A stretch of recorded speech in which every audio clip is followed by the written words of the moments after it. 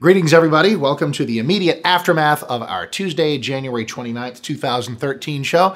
If there's anything you learn in the art of self-promotion, it is the value of the provocative title. So look just above me there. Too much equality. How in the world can we have too much equality? Well, I've got a couple of examples of it, and you can also read about these in my Dallas Morning News column. See that at dallasnews.com/opinion, or just sit tight for a couple of minutes and I'll lay it right out for you right here. Equality is a wonderful thing. It's a wonderful concept, and it often applies to proper social justice. If you go see Lincoln, and let me hit the pause button right now and warn you, I mean, you don't have to agree with me on everything. I saw Lincoln yesterday. Overhyped, overpraised. Oh my Lord, that is a 2.5-hour butt whipping before they get you to the climactic finish, which is emotional, but not, I just wasn't moved. I mean, it was like, it's very procedural, as you've probably heard. It's very talky, but that's okay. I love talky movies if the talkiness is compelling and is taking you somewhere. First of all, this is taking me somewhere where I know what's going to happen, which was not a problem in Zero Dark 30. I knew what was going to happen there, but I was riveted every moment. This movie just talks you to death. Now, is Daniel Day-Lewis great? Yes. Is the directing fantastic by Spielberg? Yes. Are the sets incredible? You bet. Are there some affecting moments? A couple. But overall, I was just exhausted. I really was. So, I mean, now Argo was not that great. It was good, not great. Now here comes Lincoln. I was wildly underwhelmed. Okay, where was I? There's a portion in Lincoln where Daniel Day-Lewis delivers a line that Abe never said and probably never even thought.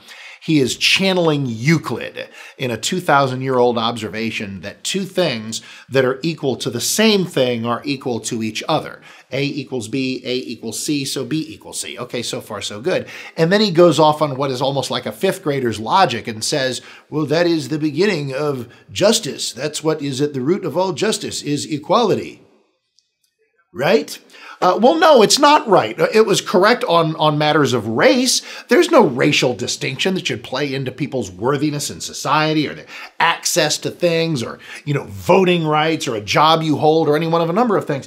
But what has happened in today's world, and finally now I get to the point of too much equality, is that equality has been shoehorned into areas where it does not apply. For example, men and women deserve equal rights in terms of things like voting, equal regard. If you're looking for a CEO, look at the men and the women, equal regard in politics and high elected office. I mean, we've taken care of these things very, very well. We gave women the vote, and that was a wonderful thing to do. We now welcome women as CEOs and political leaders, and that's all absolutely great.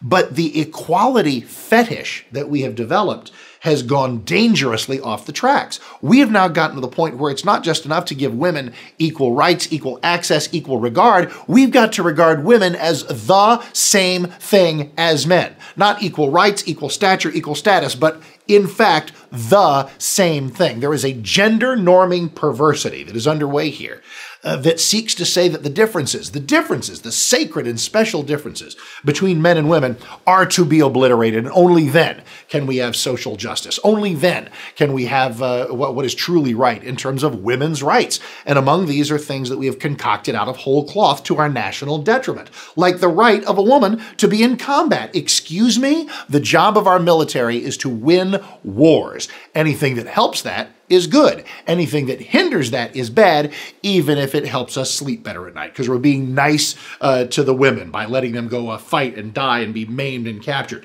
This also extends to the notion of being kind and decent to our gay brothers and sisters. Well, we gotta let them serve. No, we don't. Not if their inclusion is deleterious to unit cohesiveness. And it just is. It always has been. It always will be. I got nothing against gay people. I don't care who's gay. I obviously hold women in hugely high regard. They're some of the toughest, most capable people I know.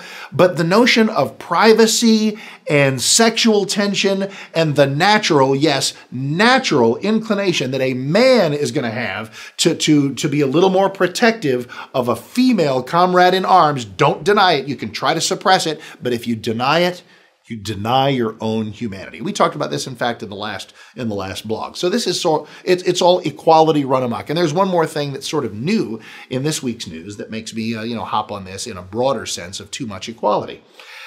Gay Boy Scouts. I think I've established I don't care who's gay. If the Boy Scouts decide, you know, we want to go ahead and let in gay scouts and gay scoutmasters. Okay, they're a private organization, they can do what they want, but that's not what's happened here, as they appear to be on the verge of changing their policy on this. They have been hammered into submission by the forces of political correctness, the inclusiveness police, and financially blackmailed as company after company after company, probably reacting to their own received pressure, has said, you better start allowing gay scouts and gay scoutmasters, or we're cutting off the funding. And so really, what choice do they have? Can they stand on this principle? I don't know. See, here's the thing for me. I believe that there should be a presumption in a Boy Scout, in a tent crammed with Boy Scouts. Is it so unreasonable to expect that they all have the same sexual orientation? There should not be sexual attraction at the Boy Scout Jamboree. All right. I mean, if that's okay, if sexual attraction issues are okay, let's have those co-ed camping trips. Boys and girls, sleeping bags piled on top of each other. If these attractions don't matter, sexual attractions don't matter, then what difference does it make? If we're going to be equal, let's be equal. So anyway, I offer that up as a hyperbolic example to point out the absurdity that this seeming inclusiveness brings about. I mean, I'm all about being inclusive when there truly are no differences. It doesn't matter whether my next boss is black or white or male or female, but in wartime, it does matter. And homosexuality does matter when it comes to when you got all the boys sleeping and showering together out there on a camping trip. But we have gone equality crazy. It doesn't always apply. If you're wondering when it does, stick with me, I'll be glad to tell you. Mark Davis Show, 7 to 10, each weekday morning right here on 660 AM, The Answer.